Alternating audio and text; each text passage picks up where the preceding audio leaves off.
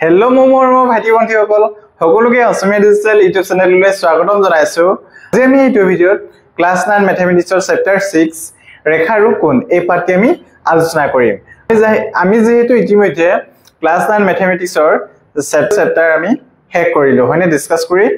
আৰু ডিসকাস কৰাৰ লগতে আমি মোস্ট ইম্পৰ্টেন্ট এমসিকিউ বিলাক কৰি গৈ আছো। যদি তোমালোকে ভিডিও বিলাক চোৱা নাই তেনেহলে ডেসক্ৰিপচনৰ লিংকটো দি আছে, তাত গৈ তোমালোকে চাব পাৰিবা। আহাজন আমি এতিয়া ভিডিওটো আৰম্ভ কৰো। এতিয়া চোৱাচোন চেপ্টাৰটোৰ নাম কি হয় ৰেখা আৰু কোণ হয়নে। যেহেতু চেপ্টাৰটোৰ নাম কি হয় ৰেখা আৰু কোণ, গতিকে আমাৰ প্ৰথম কোৱেশ্চন হ'ব যে ৰেখানো কি হয়। এতিয়া চাওঁ আহাচোন ৰেখানো কি হয়। ৰেখা কি লিখা আছে ইয়াত চোৱাচোন, এডাল ৰেখাৰ দৈৰ্ঘ্য আছে কিন্তু প্ৰস্থ নাই। যিকোনো এডাল ৰেখাৰ কি থাকিব দৈৰ্ঘ্য থাকিব আৰু ইয়াৰ কি নাই প্ৰস্থ নাই। বুজি পাইছা? এ বি এডাল ৰেখা হয়নে, ইয়াৰ কি আছে দৈৰ্ঘ্য আছে কিন্তু প্ৰস্থ আছে জানো নাই। কিন্তু যে তোমালোকে এটা কথা মনত ৰাখিবা যে ৰেখা হলে মানে দুইটা সাইডে কি থাকিব কাৰ্চিন থাকিব, দুটা কাৰ্চিন। মানে কি হয় কাৰ্চিন মানে আমি ৰেখাটো আমি এনেদৰে বহাই বহাই গৈ থাকিব পাৰো অসীমলৈকে। আমি এক যিকোনো ইয়াত বি বিন্দু দি আছে, আমি এটো ইয়াৰ পৰা আৰু বহাই লৈ যাব পাৰো। বুজি পাইছা না? সেইকাৰণে কি হয় দুইটা সাইডে কি চিন দিয়া হয় কাৰ্চিন দিয়া হয়। ইয়াত যেহেতু এ বি এডাল ৰেখা দিয়া আছে এটো আমি এনেদৰে লিখিব পাৰো এ বি, ওপৰত আমি কি কৰিব পাৰো ৰেখা চিনটো দিব পাৰো হয়নে। আশা কৰো সকলোৱে ৰেখাটো বুজি পালা। এতিয়া আমি ৰশ্মিৰ বিষয়ে আলোচনা কৰো আহাচোন। কি দি আছে ৰশ্মি হয়নে। এডাল ৰেখাৰ এটা প্ৰান্তবিন্দু থকা খণ্ড এটাক ৰশ্মি বোলা হয়। এতিয়া এডাল ৰেখাৰ প্ৰান্তবিন্দু থকা খণ্ড এটাক সাপোজ এডাল ৰেখা আছে হয়নে, এই ৰেখাডালত কি হয় সাপোজ এই ৰেখাডাল আছিলে, এই ৰেখাডালকে যদি আমি টুকুৰা কৰি দিও তেতিয়া কি হ'ব দুইটা সাইডে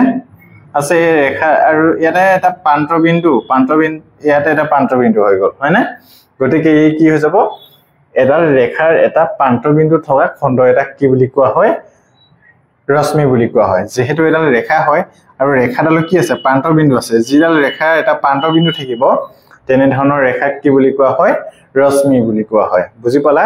ৰশ্মি কি থাকিব এটা প্ৰান্তবিন্দু থাকিব। বুজি পাইছা নে? এইটো এ বি এডাল কি হয় ৰশ্মি হয়। গতিকে উদাহৰণস্বৰূপে এ বি এটা কি হয় এ বি এডাল কি হয় ৰশ্মি হয়। এতিয়া আমি এইটো এ বি ৰশ্মিটো কেন্দ্ৰই লিখিম, ওপৰত কাৰ্চিনটো দি দিম হয়নে। এইটো মানে কি হয় এ বি ৰশ্মি মানে কি হয় এডাল ৰশ্মি গৈছে হয়নে। আৰু যেতিয়া ইয়াত কি আছিলে এ বি ওপৰত কি সিম্বলটো আছিলে ৰেখা হয়নে, দুইটা সাইডে কাৰ্চিন দিয়া আছে হয়নে। গতিকে এনে ধৰণৰ লিখিলে আমি কি বুজি পাম এইটো এডাল কি হয় এ বি এডাল ৰেখা, আৰু যেতিয়া ওপৰত কাৰ্চিন ডাল থাকিব সেইডাল কি হ'ব এ বি এডাল কি হয় ৰশ্মি। বুজি পাইছা নে? এতিয়া ৰেখাখণ্ডৰ বিষয়ে আলোচনা কৰো আহাচোন। ৰেখাখণ্ড কাক কোৱা হয় চোৱাচোন, এডাল ৰেখাৰ দুটা প্ৰান্তবিন্দু থকা অংশ বা খণ্ড এটাক ৰেখাখণ্ড বুলি কোৱা হয়। এডাল ৰেখা চোৱা, এডাল ৰেখা ধৰি লৈছো সাপোজ ইয়াত এটা অংশ সাপোজ এই বিন্দু দুটা এ আৰু বি লৈ লৈছো হয়নে। আমি এ আৰু বি বিন্দুটো লৈ লৈছো হয়নে। গতিকে এইটো কি হয় ৰেখাৰ খণ্ড বুলি কৈছে হয়নে। এটা ইয়াত কি কৈছে এডাল ৰেখা কি কৈছে দুটা প্ৰান্তবিন্দু থকা অংশ বা খণ্ড এটাক কি বুলি কোৱা হয় ৰেখাখণ্ড। এইটো কি হয় ৰেখাখণ্ডটো কি হয় ৰেখাৰে এটা দুটা প্ৰান্তবিন্দু থকা খণ্ড বা অংশ এটাক কি বুলি কোৱা হয় ৰেখাখণ্ড। বুজি পাইছা নে? ৰেখাখণ্ড কি থাকিব দুটা প্ৰান্তবিন্দু থাকিব আমাৰ, কিন্তু ৰেখাৰ কি থাকিব দুইটা সাইডে কাৰ্চিন থাকিব যিটো আমি বহাই লৈ যাব পাৰিম। কিন্তু ৰেখাখণ্ডটো আমি বহাই লৈ যাব নোৱাৰো হয়নে, কাৰণ ইয়াৰ কি আছে প্ৰান্তবিন্দু দুটা থাকিব। বুজি পালা নে? ইয়াত চোৱা এ বি হয়নে, দুটা প্ৰান্তবিন্দু আছে হয়নে। যদি এ বি ওপৰত যদি এনেদৰে আঁচ এডাল থাকে মানে কি হয় এনেদৰে আছে তাৰ মানে কি হয় এ বি এডাল কি হয় ৰেখাখণ্ড হয়নে। এতিয়া চোৱাচোন নেক্সট আমাৰ কি আছে একেৰেখীয় বিন্দু। যদি তিনিটা বা তাতোকৈ অধিক বিন্দু একেডাল ৰেখাতে থাকে তেনেহলে সেই বিন্দু বিলাকক একেৰেখীয় বিন্দু বোলা হয়, অন্যথা সিহঁত একেৰেখীয় নহয়। একেৰেখীয় বিন্দু কাক কোৱা হয়, যেতিয়া তিনিটা বা তাতোতকৈ অধিক বিন্দু একেডাল ৰেখাতে থাকিব তেতিয়া তাক কি বুলি কোৱা হয়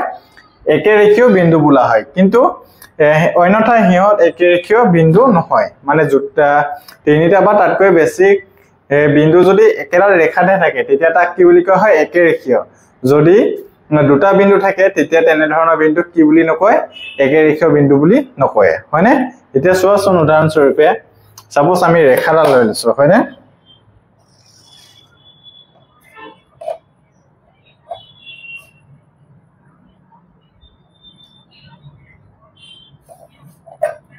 এটা ৰেখা লৈ লৈছো হয়নে এই ৰেখাডালত যদি সাপোজ আমি তিনিটা বিন্দু ধৰিছো A B C হয়নে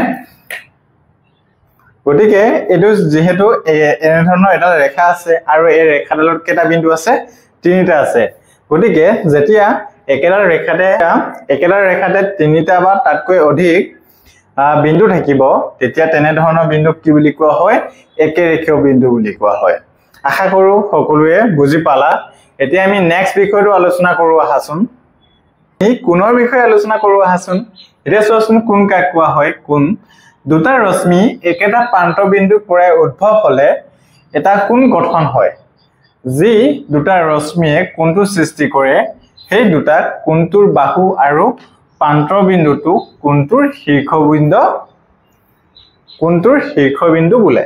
এতিয়া চোৱাচোন কোণ কাক কোৱা হয় দুটা ৰশ্মি একেটা প্ৰান্ত বিন্দুৰ পৰা উদ্ভৱ হলে দুটা ৰশ্মি ইয়াত চোৱাচোন এই দুটা ৰশ্মি আছে নে আৰু দুটা ৰশ্মিৰ প্ৰান্ত বিন্দুটো কি হয় একেই হয় যেতিয়া দুডাল ৰশ্মি একেটা প্ৰান্ত বিন্দুটোৰ পৰা কি হ'ব উদ্ভৱ হ'ব হয়নে কি গঠন কৰে কোণ গঠন হয় যেতিয়া এটা প্ৰান্ত বিন্দুৰ পৰা দুডাল ৰশ্মি উদ্ভৱ হয় তেতিয়া কিহৰ গঠন হয় কোণৰ গঠন হয় বুজি পাইছানে ইয়াত চোৱাচোন ইয়াত কোণ ইয়াত এটা প্ৰান্ত বিন্দু আছে এই দুইটা এটা প্ৰান্ত বিন্দুৰ পৰা কি হৈছে দুডাল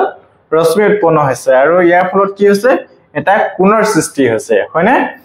যি দুটা ৰশ্মিয়ে কোণটো সৃষ্টি কৰে আৰু যি দুটা ৰশ্মিয়ে কোণটো সৃষ্টি কৰে সেই দুটা কোণটোৰ বাহু আৰু প্ৰান্ত বিন্দুটো কোণটোৰ শীৰ্ষবিন্দু বুলি কোৱা হয় প্ৰান্ত বিন্দুটোৰ পৰা যি দুডাল ৰশ্মি উৎপন্ন হৈছে সেইকেইডালক কি বুলি কোৱা হয় বাহু বুলি কোৱা হয় আৰু যিটো প্ৰান্ত বিন্দু আছে আৰু সেই প্ৰান্ত বিন্দুটোক কি বুলি কোৱা হয় শীৰ্ষবিন্দু বোলা হয় বুজি পাইছানে আশা কৰো সকলোৱে বুজি পালা কোণ কাক কোৱা হয় এটা প্ৰান্ত বিন্দুৰ পৰা দুডাল ৰশ্মি একেলগে উৎপন্ন হলে মানে কি হয় প্ৰান্ত বিন্দু গঠন হয় আৰু ৰশ্মি দুডালক কি বুলি কোৱা হয় বাহু বুলি কোৱা হয় আৰু প্ৰান্ত বিন্দুটোক কি বুলি কোৱা হয় শীৰ্ষবিন্দু বুজি পালানে আশা কৰো সকলোৱে ভালদৰে বুজি পালা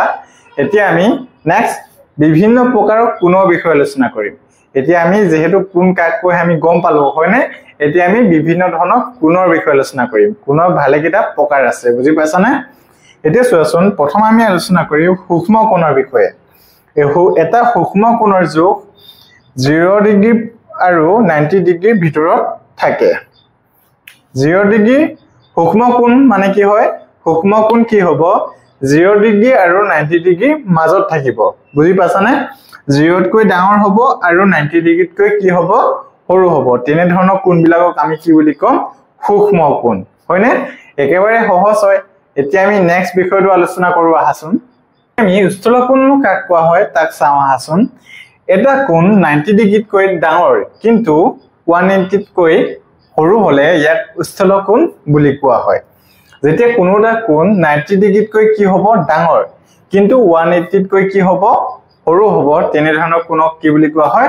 স্থূল কোণ বুজি পাইছা একেবাৰে সহজ হয় আগৰ যেটো সূক্ষ্ম কোণ কি আছিল যেটো 0 তকৈ ডাঙৰ কিন্তু 90 ডিগ্ৰীতকৈ সৰু হয়নে আৰু সমকোণ কি আছিল যেটো 90 ডিগ্ৰী হ'ব হয়নে 90 ডিগ্ৰী কোণটোক কি বুলি কওঁ আমি সমকোণ এতিয়া আমি কিহৰ বিষয়ে আলোচনা কৰি আছো স্থূল কোণ কাক কোৱা হয় 90 ডিগ্ৰীতকৈ ডাঙৰ কিন্তু 180 তকৈ কি হ'ব সৰু হ'ব তেনে ধৰণৰ কোণক কি বুলি কোৱা হয় স্থূল কোণ বুজি পাইছানে এতিয়া নেক্সটটো আছে সৰল কোণ এটা সৰল কোণ 180 ডিগ্ৰী সমান মানে যেটো এতিয়া আমি আলোচনা কৰিম সৰল কোণৰ বিষয়ে এটা সৰল কোণ 180 ডিগ্ৰী সমান যেটো কোণ 180 ডিগ্ৰী হ'ব তেনে ধৰণৰ কোণক কি বুলি কোৱা হয় সৰল কোণ বুজি পাইছানে সৰল কোণ সাধাৰণতে এডাল ৰেখাই হ'ব আৰু যেডাল ৰেখা মানে এডাল ৰেখা হয়নে যেহেতু এডাল ৰেখা মানে কি হয় 180 ডিগ্ৰী যেটো কোণ 180 ডিগ্ৰী হ'ব তেনে ধৰণৰ কোণক কি বুলি কোৱা হয় সৰল কোণ আশা কৰো সকলোৱে কিটা বুজি পালা আমি যিবিলাক আমি এতিয়া বিষয় আলোচনা কৰি আছো এটো আমি চেপ্টাৰটো আৰম্ভ কৰাৰ আগতে আলোচনা কৰিলেটো অতিকৈ প্ৰয়োজনীয় বুজি পাইছানে এইবিলাক জানিলেহে আমি কোনডাল ৰেখা কোনটো কি কোণ হয় হয়নে আৰু কাক ৰেখাখণ্ড এই গোটেইবিলাক আমি গম পাম হয়নে তেতিয়াহে আমি ভালদৰে বুজিব পাৰিম কিন্তু যেহেতু আৰু ইয়াৰ ওপৰত যদি কোৱেশ্চন আহে হয়নে আজিকালি যেহেতু এমসিকিউ হয় হয়নে আৰু যিবিলাক কনসেপ্টৰ ওপৰত দিয়ে গতিকে আমি যিবিলাক বিষয় আছে আমি অনুশীলনীবিলাক কৰাৰ আগতে আমি বিষয়বিলাক জনাটো অতিকৈ প্ৰয়োজনীয় কাৰণ আজিকালি অনুশীলনীতকৈ কি আহে আমাক যিবিলাক অনুশীলনীৰ পৰা প্ৰায় নাহে হয়নে যিবিলাক কনসেপ্টৰ পৰাই আমাৰ কোৱেশ্চন বিলাক আহে আজিকালি যেহেতু এমসিকিউ কি হয় 1 ৰ পৰা 45 মাৰ্কস হয় হয়নে গতিকে আমি কনসেপ্টবিলাক জনাটো অতিকৈ প্ৰয়োজনীয় আৰু কোনোবাই যদি এইবিলাক নকৰাকে যদি ডাইৰেক্ট এক্সাৰসাইজ কৰি যোৱা তেনে হলে তেওঁলোকে কি হয় যেতিয়া এক্সাম দিবগে তেতিয়া গম পাব যে আমি কিয়নো এই কনসেপ্টবিলাক ভালদৰে পঢ়ি নললো হয়নে বুজি পাইছানে এতিয়া আমি আৰু কি কোণ আছে আলোচনা কৰো আহাচোন এতিয়া আমি প্ৰত্যাৱৰ্তী বা পবিত্ৰ কোণৰ বিষয়ে আলোচনা কৰো আহাচোন প্ৰত্যাৱৰ্তী বা পবিত্ৰ কোণ কাক কোৱা হয় চোৱাচোন এতিয়া এটা কোণ 180 তকৈ ডাঙৰ কিন্তু 360 তকৈ সৰু হলে তাক প্ৰত্যাৱৰ্তী বা পবিত্ৰ কোণ বুলি কোৱা হয় এটা কোণ যেটো কোণ 180 তকৈ কি হ'ব ডাঙৰ হ'ব আৰু 360 তকৈ কি হ'ব সৰু হ'ব তেনে কোণক কি বুলি কোৱা হয় প্ৰত্যাৱৰ্তী কোণ হয়নে আমি এতিয়ালৈকে কি আলোচনা কৰিলো প্ৰথমে আলোচনা কৰিলো সূক্ষ্ম কোণ যেটো 0 তকৈ ডাঙৰ কিন্তু 90 তকৈ সৰু হয়নে নেক্সট আমি আলোচনা কৰিলো সমকোণটো কি হয় 90 ডিগ্ৰী হয় হয়নে তাৰ পিছত আমি আলোচনা কৰিলো উষ্ঠলকোণটো কি হয় 90 ডিগ্ৰীতকৈ ডাঙৰ আৰু 180 তকৈ সৰু হয় এতিয়া আমি কি পাইছো প্ৰত্যাৱৰ্তী বা পবিত্ৰ কোণটো কি হয় 180 তকৈ ডাঙৰ হয় আৰু কি হয় 360 তকৈ কি হয় সৰু হয় তেনে কোণক কি বুলি কোৱা হয় প্ৰত্যাৱৰ্তী বা পবিত্ৰ কোণ হয়নে এতিয়া পূৰক কোণ কাক কোৱা হয় চোৱাচোন এতিয়া আৰু এতিয়া আমি পূৰক কোণৰ বিষয়ে আলোচনা কৰিম পূৰক কোণ কাক কোৱা হয় চোৱাচোন এতিয়া দুটা কোণৰ যোগফল 90 ডিগ্ৰী হলে কোণ দুটাক পূৰক কোণ বুলি কোৱা হয় যেতিয়া দুটা কোণৰ যোগফল কিমান হ'ব 90 ডিগ্ৰী হ'ব তেনে ধৰণৰ কোণক কি বুলি কোৱা হয় পূৰক কোণ এতিয়া চোৱা ইয়াত 30 ডিগ্ৰী আৰু ইয়াত আছে 60 ডিগ্ৰী এই দুটা যদি আমি পূৰণ কৰো তেতিয়া কিমান হ'ব 90 ডিগ্ৰী গতিকে যেতিয়া আমি যিকোনো দুটা কোণ যোগ কৰি মেলি কিমান পাম 90 ডিগ্ৰী পাম তেনে ধৰণৰ কোণক কি বুলি কোৱা হয় পূৰক কোণ হয়নে এতিয়া আমি সম্পূৰক কোণ কাক কোৱা হয় চাওঁ আছোন দুটা কোণৰ যোগফল 180 ডিগ্ৰী হলে ইহঁতক সম্পূৰক কোণ বুলি কোৱা হয় যেতিয়া যিকোনো দুটা কোণ আমি যোগ কৰিম তেতিয়া যদি আমি 180 পাওঁ তেনে ধৰণৰ কোণক কি বুলি কোৱা হয় সম্পূৰক কোণ যেতিয়া আমি 90 ডিগ্ৰী পাম যেতিয়া দুটা কোণ যোগ কৰিম তেতিয়া কি হ'ব পূৰক কোণ আৰু যেতিয়া আমি দুটা কোণ যোগ কৰিলে মানে 180 ডিগ্ৰী পাম তেনে ধৰণৰ কোণক কি বুলি কোৱা হয় সম্পূৰক কোণ হয়নে এতিয়া নেক্সট চোৱাচোন সন্নিহিত কোণনো কাক কোৱা হয় চোৱাচোন এবাৰ দুটা কোণক সন্নিহিত কোণ বুলি কোৱা হয় যেতিয়া হিহঁতৰ এটা উমৈহতীয়া বা সাধাৰণ শীৰ্ষবিন্দু এডাল উমৈহতীয়া বাহু থাকে আৰু হিহঁতৰ আন বাহু যি দুডাল উমৈহতীয়া নহয় উমৈহতীয়া বাহুডালৰ দুয়োফালে থাকে এতিয়া চোৱাচোন দুটা কোণক সন্নিহিত কোণ বুলি কোৱা হয় ইয়াত দুটা কোণ আছে নে যে উমৈহতীয়া বাহু থাকে আৰু হিহঁতৰ আন বাহু যিবিলাক উমৈহতীয়া নহয় বাহু আৰু বাকি বাহু দুডাল ক'ত থাকে উমৈহতীয়া বাহুডালৰ দুয়োফালে থাকে বুজি পাইছানে ইয়াত চোৱাচোন এটা উমৈহতীয়া বা সাধাৰণ শীৰ্ষবিন্দু মানে কি হয় এটা উমৈহতীয়া বা সাধাৰণ শীৰ্ষবিন্দু কি হয় এই দুইটা বাহুৰে হয়নে এই দুইটা বাহুৰে বিন্দুটো কি হয় একেটা বিন্দুৰ পৰাই গৈছে হয়নে আৰু কি হয় এডাল উমৈহতীয়া বাহু যেডাল উমৈহতীয়া বাহু মানে কি হয় এই বাহুডাল দুইটাতে আছে আমাৰ কোনটো কি হয় মেইন কোনটো ABC আৰু BD যেডাল ৰেখা কোণ ডি বি সি আৰু এ বি ডি দুইটাতে আছে হয়নে যিডাল বাহু দুইটাতে থাকিব দুইটা কোণতে থাকিব সেই বাহুডালক কি বুলি কোৱা হয় সাধাৰণ বাহু বুলি কোৱা হয় আৰু এতিয়া সাধাৰণ বাহু বুলি কোৱা হয় হয়নে যেতিয়া যিকোনো এটা কোণ কি থাকিব দুটা কোণ থাকিব আৰু এডাল উমৈহতীয়া কি হয় শীৰ্ষবিন্দু বা সাধাৰণ যেতিয়া এটা উমৈহতীয়া বা সাধাৰণ শীৰ্ষবিন্দু থাকিব আৰু এডাল উমৈহতীয়া বাহু থাকিব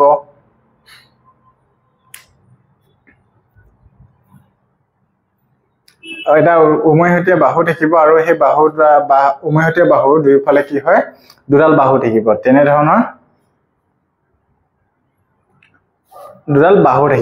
ধৰণৰ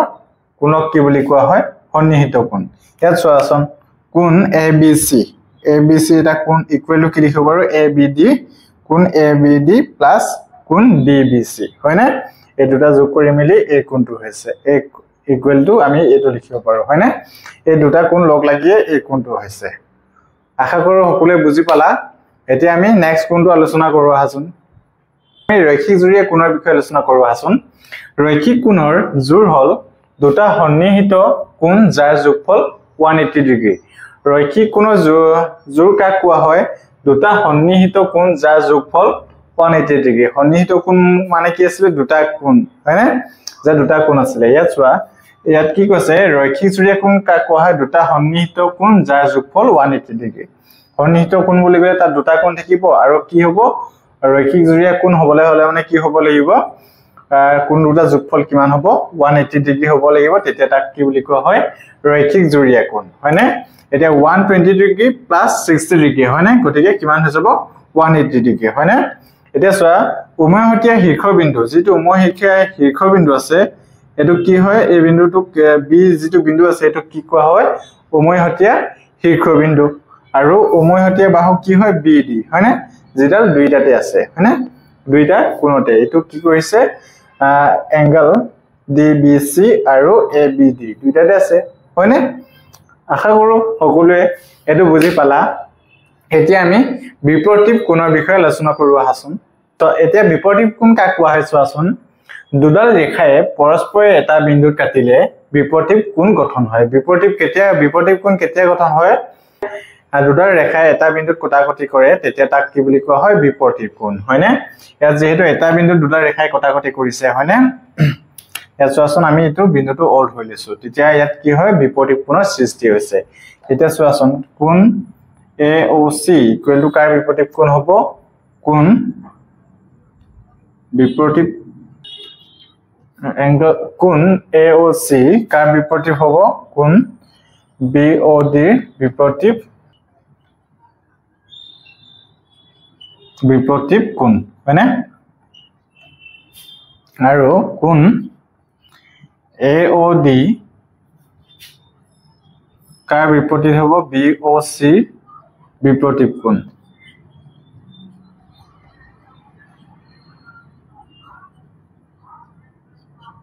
সকলোৱে আজি আমি যিমান বিলাক বিষয় আলোচনা কৰিলো সকলোবিলাক বুজি পালা যদি তোমালোকে কিবা বুজি পোৱা নাই বা তোমালোকে বুজাত অসুবিধা হৈছে তেনেহলে কমেন্টত জনাবা মই নেক্সট ভিডিঅত তোমালোকৰ সেই প্ৰবলেম বিলাক সলভ কৰিবলৈ চেষ্টা কৰিম আৰু তোমালোকে যদি ভিডিঅটো ভাল পালা তেনেহলে লাইক কমেন্ট শ্বেয়াৰ আৰু সাবস্ক্ৰাইব কৰিবলৈ নাপাহৰিবা